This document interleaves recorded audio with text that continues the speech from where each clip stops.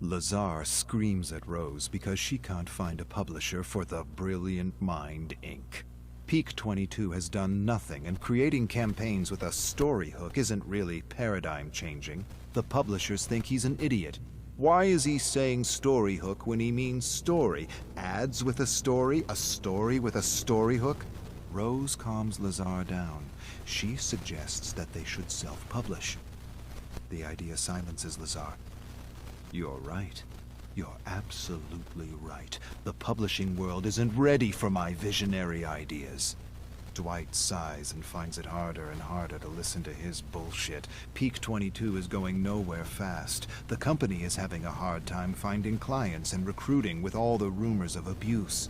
Lazar announces he has a solution for recruitment. He'll write a story hook recruitment campaign to attract the best employees. Hundreds will apply. Thousands. Dwight doesn't understand. For what? Dwight still isn't sure if Peak 22 does anything other than enable a narcissist to do whatever he wants to whomever he wants.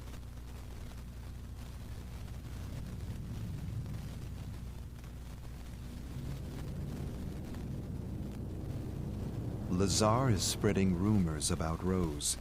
Dwight consoles her, but she's inconsolable.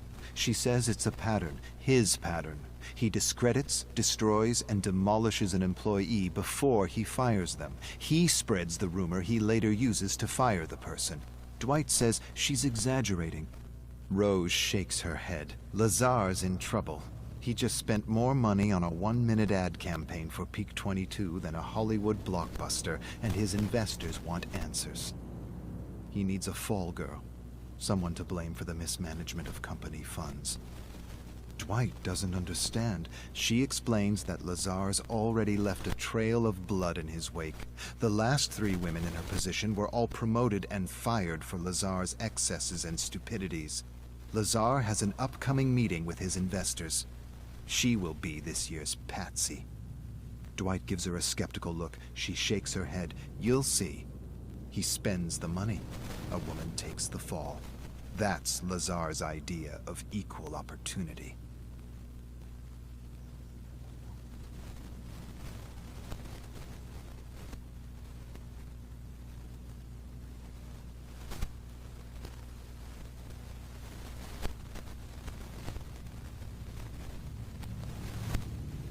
Dwight stares in disbelief as Lazar asks Rose to present the advantages of story hook advertising at an all-hands meeting.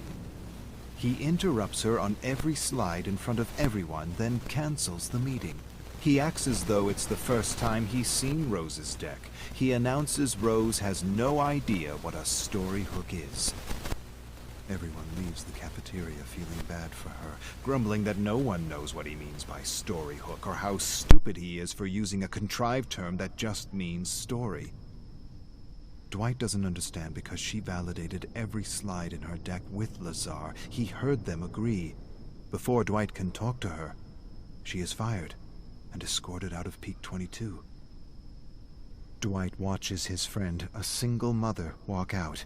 This year's patsy for Lazar's excesses. He siphons the investment money, and his friend gets the boot. The whole meeting was a setup to discredit her in front of everyone.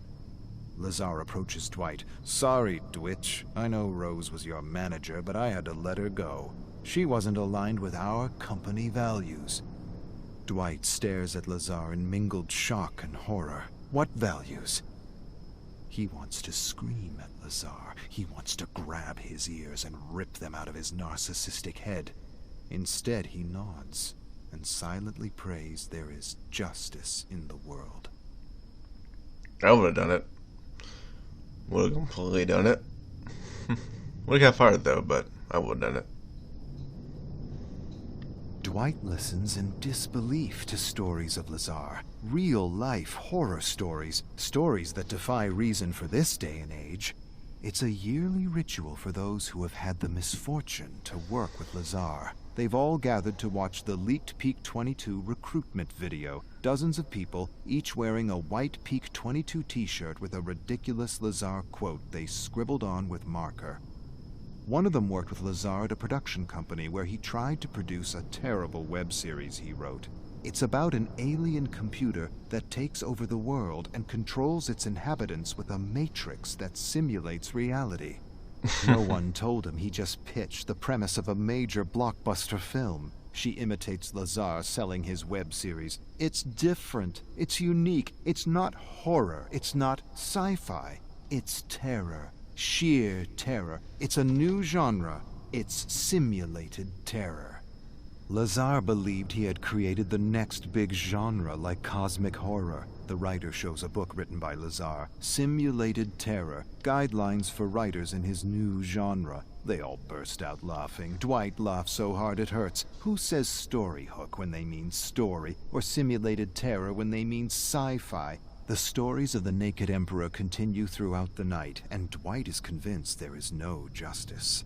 Peak 22's ex-Storyhook supervisor talks about how Lazar called him a weak male for not wanting to cyberbully a blogger for using the term Storyhook. He tells them about a harmless drug that makes people laugh absurdly at every little sound. He says if he was still working at Peak 22, he'd give Lazar a little taste of his own medicine. Others agree. That would be hilarious. Dwight likes the idea, likes it a lot.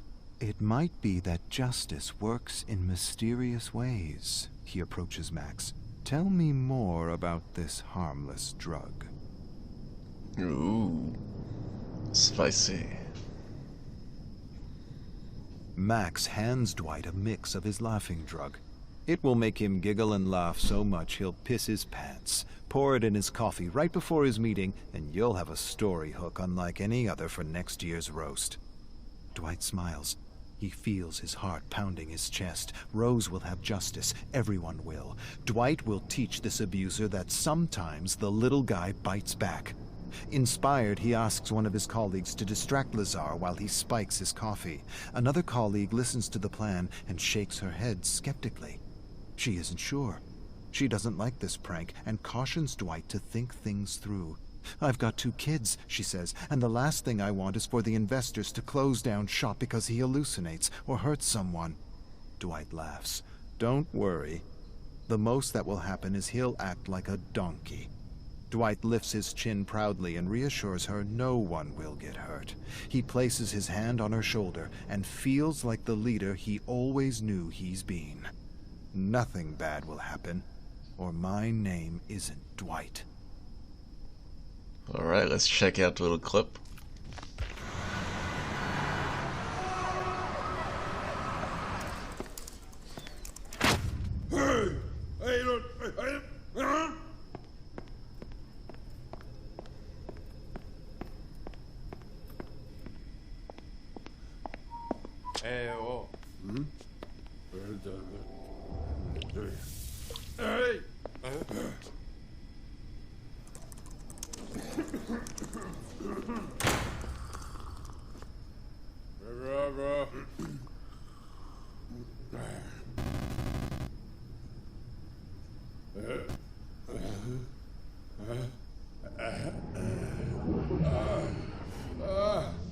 Oh dear.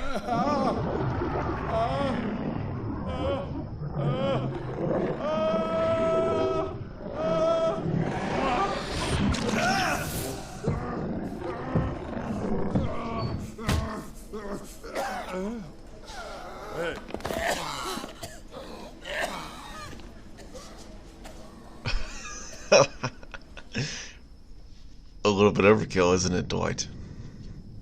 A little bit overkill. Alright then. Julie hears a voice above the greasy spoon chatter. So, you an artist or something? She turns to see Frank. Artist? Hardly. I doodle to escape the banality of Ormond. He stares at her sketch. He seems to recognize himself standing in line for a hot chocolate. That me? She feels sudden warmth running up her neck. She already knows before he tells her that he's not from Ormond. He looks different, fun, free, rebellious. He sits beside her and offers to model for her with a laugh. They stare at each other for a long, stretching moment. She decides to invite this charming stranger to a party she's throwing at her house for a friend who just got fired. Joey can't seem to keep a job. With a laugh, he says, "Joey sounds normal. You know how much programming it takes to get a human being to accept the whole 8-hour-a-day routine?" He continues ranting about how school isn't education but brainwashing. If it were real education, if it were true education, the core subjects would be philosophy and critical thinking. Julie laughs and knows her friends are going to love this iconoclast. She certainly does. Ooh. Loving already, I see. She didn't stop thinking about him since she first saw him. Now she hopes he shows up at her party. His rant stuck with her, and she spent a few hours researching how education was corrupted to meet the demands of the Industrial Revolution. Conveyor belt education for assembly line jobs. Nothing has changed for the last 100 years, only the products. Frank shows up with drugs and drinks, party treats. Julie introduces him to her best friends, Joey and Susie. They talk favorite foods, slasher movies, and killers all night.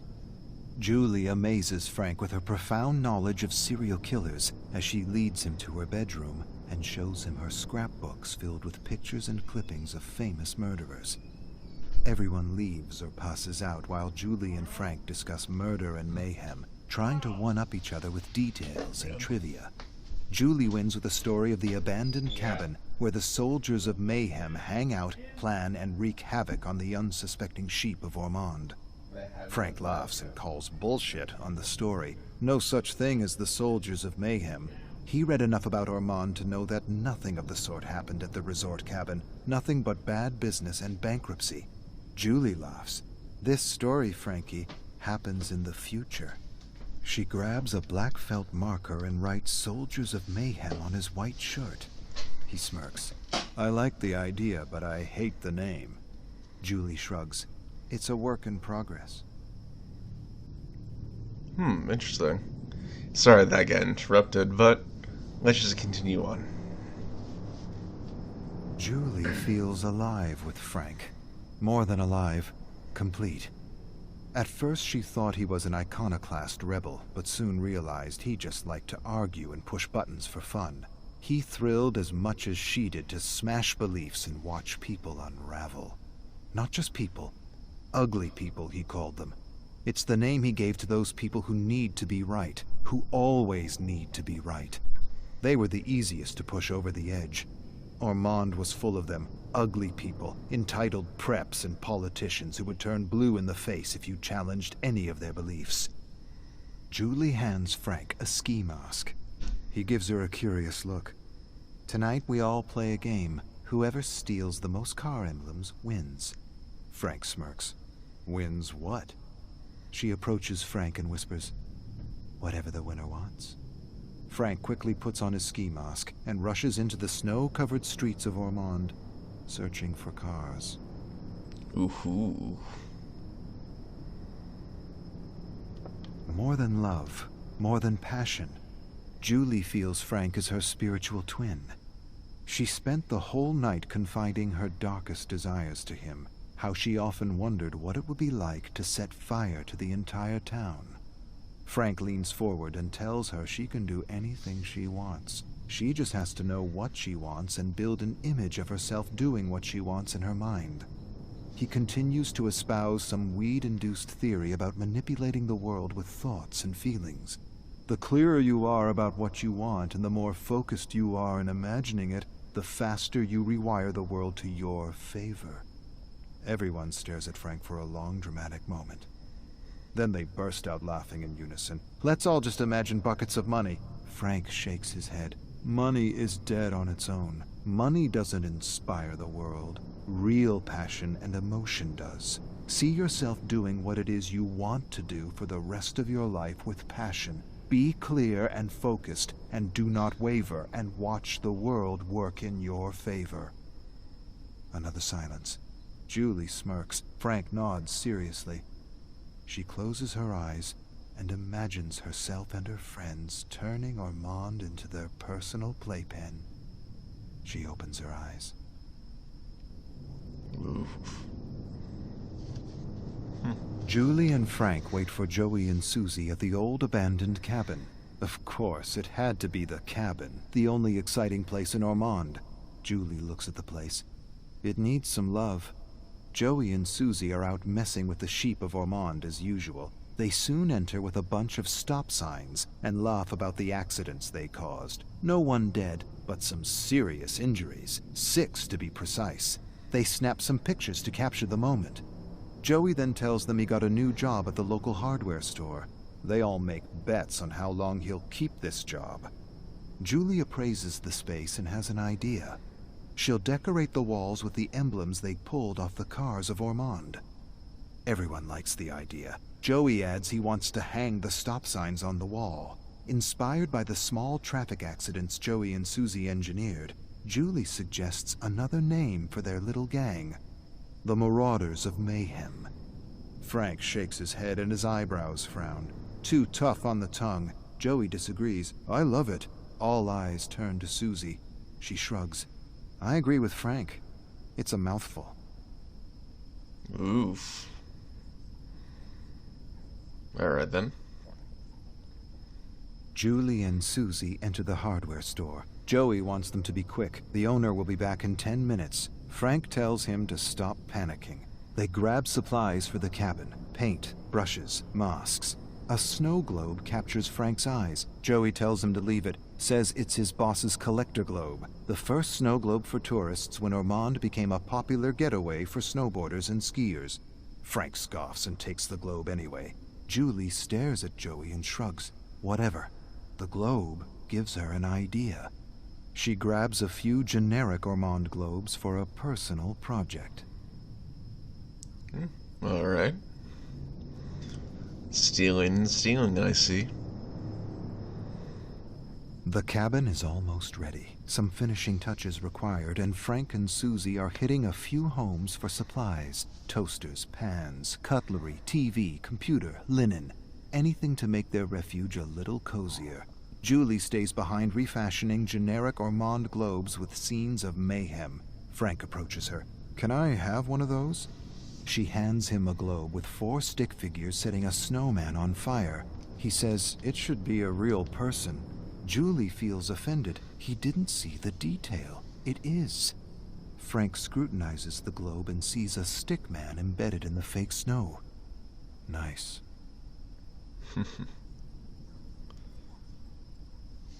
Julie imagines something crazy. In her mind's eye, she imagines herself killing someone with her friends. She has no other image, and no doubt, it's more than an image of a first kill. It's an image of her in a newspaper clipping. She makes Ormond exciting again with a series of murders. Her phone startles her. She answers. She hears his voice, and Frank tells her to meet him at the Ormond Majestic Theater. Why? What's playing? He doesn't answer. She gets in her second-hand sedan and drives through the blinding snowstorm to the theater. He graciously opens the door, helps her out. Joey and Susie are standing by the theater holding empty gas containers. Frank hands her a match. Please, do the honors. She strikes the match, watches the flame ignite strong, then it dwindles in the cold wind. Before it extinguishes, she flicks the burning match at the theater. A moment later, a massive fire erupts in the blinding snow. She stares at Frank, at the fire, at Joey and Susie, and she has this sudden crazy thought that Frank is right. Somehow the world is conspiring in her favor.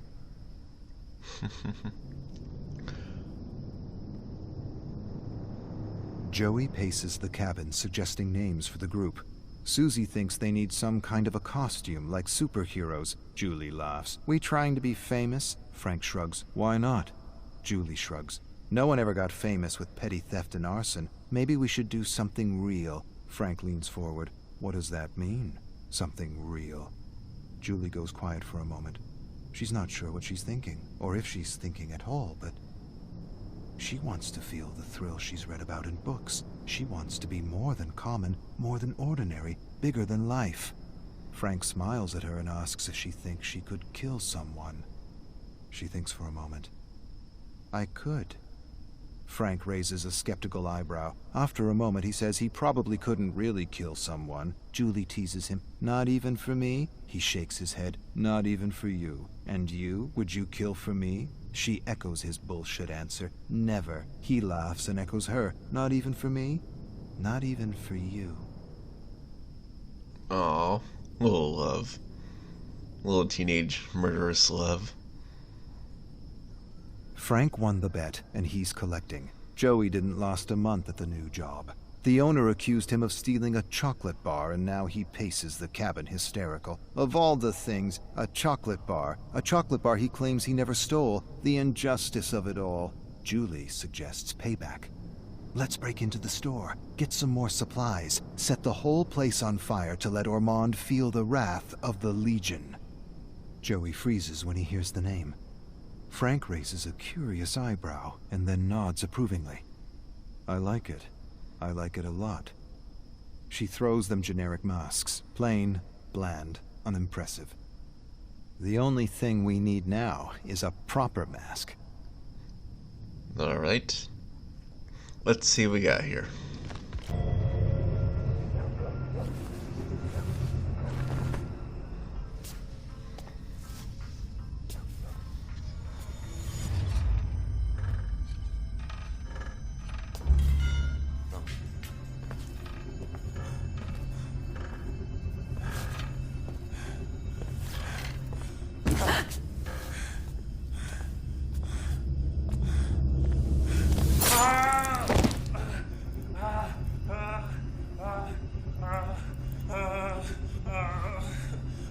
Finish the job.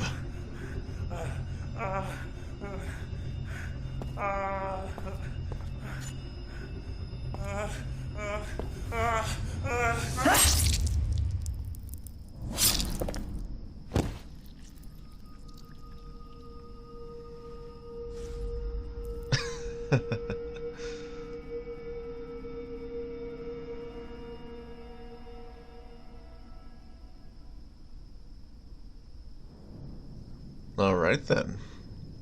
I like it.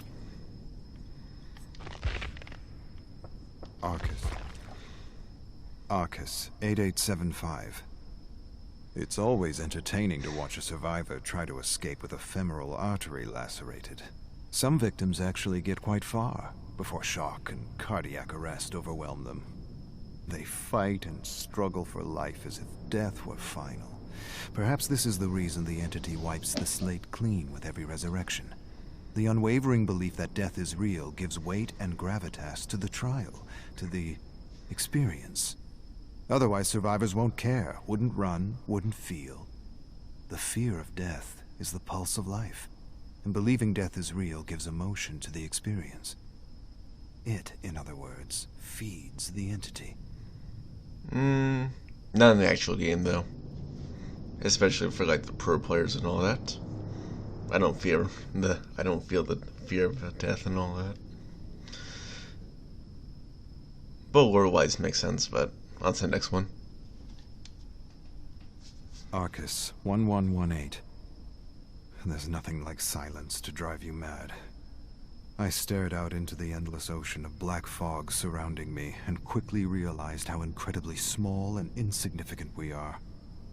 Dread and despair soon overtook me, and I began to realize how arrogant we were back home to try to define and describe these living cosmic entities. We thought we had figured most out. We barely scratched the surface. Yep, we're just ants, right? Just little ants inside a big colony. Arcus, 182. I have discovered structures within the realms of the entity that remind me of home. It is possible others from Terra Primus have found themselves marooned within the entity. These survivors could have with them knowledge to free me from this tower, and possibly ideas on how to escape this infernal dimension. As far as I know, we were one of the first of the many worlds to begin unraveling these great cosmic mysteries and proving that planets and solar systems were, well, alive. These discoveries led to entire paradigm shifts that unlocked for us our ability to travel from dimension to dimension. Where once we thought our knowledge was absolute, these discoveries showed us how little we actually knew about the world. Yep. It's a big place after all. A very big place. Arcus 789. Emotion, passion, interest. They are the spark, the undefinable force that enables creation. You cannot manifest anything if you are not filled with emotion about it. The Orus was ridiculed because the Council lacked understanding. This might be the whiskey ruminating, but art is not created by thought alone, but by thought and feeling working in harmony. Feeling is everything. Feeling is the most important aspect of bringing anything to life. It is the fuel that makes thought and intention reality. Mm-hmm. Arcus 968. Strange, luminous markings left in the trials for survivors and killers that help me navigate and study rifts with greater ease. Someone is trying to reach out to me. Tampering with the entity, using tricks to secure my attention, to let me know I'm not alone, to let me know I'm not the only one able to manifest within the entity. Yet the knowledge of living dimensions and ancients is knowledge few have developed amongst the infinite Terra worlds within the known galaxies. Arcus 571. Gut-wrenching shrieks echoing through the fog disturbed my sleep. I woke up, put on some slacks, clambered to the roof with some whiskey, and hit golf balls into the abyss. There's something about hitting iron and wood into oblivion that's calming, even therapeutic. I must have hit 1,000 golf balls before the yelling and screaming finally subsided, and I called it a night. Jesus, that's a lot of golf balls. Arcus 572. Someone left a bucket of golf balls at my door with a note. Best balls ever. Upon further inspection, I realized they were hardened eyeballs. Fossilized eyeballs, collected no doubt throughout the Lost Realms. I didn't realize eyeballs could be fossilized, or that they make, dare I say, decent golf balls. I actually wouldn't mind another bucket. This must be a gift from my mysterious friend. Who is the mysterious friend, though? I guess we'll find out either next page or next rift or something, maybe. Arcus 7294. I woke up soaked in blood, with no recollection of what transpired the night before. The blood dripped off my nose and chin. I felt my forehead and scalp to discover a deep, stinging gash. Accident? Self-inflicted? Nightmares of the fog? Creatures of the abyss? I didn't know. Later, by the bed, I discovered a purple mound of flesh and gore. I cleaned the slop and tossed it out the window into the abyss, from where it had come. Yikes. Something must came in then. Alright, on to the last one. I don't know if I read any of these or not, but we're going to go through a knock at the door and an invitation attached to a bottle of whiskey waiting for me at the foot of the door. I kneeled to inspect the invitation. You are cordially invited to the entity's birthday. The entity has a birthday. Am I losing my mind? My grip on reality, whatever that actually means here. Is this some kind of prank by a marooned soul? Maybe. Arcus 1256. Discovered new memories of Evan, which shed some light on his descent. The question I am asking myself is, did the entity begin to corrupt him before he was snatched for the trials? Or was all that anger and bloodlust a result of his harsh upbringing? Either way, I would not expect him to comply with another authority figure. even if that figure was an old one.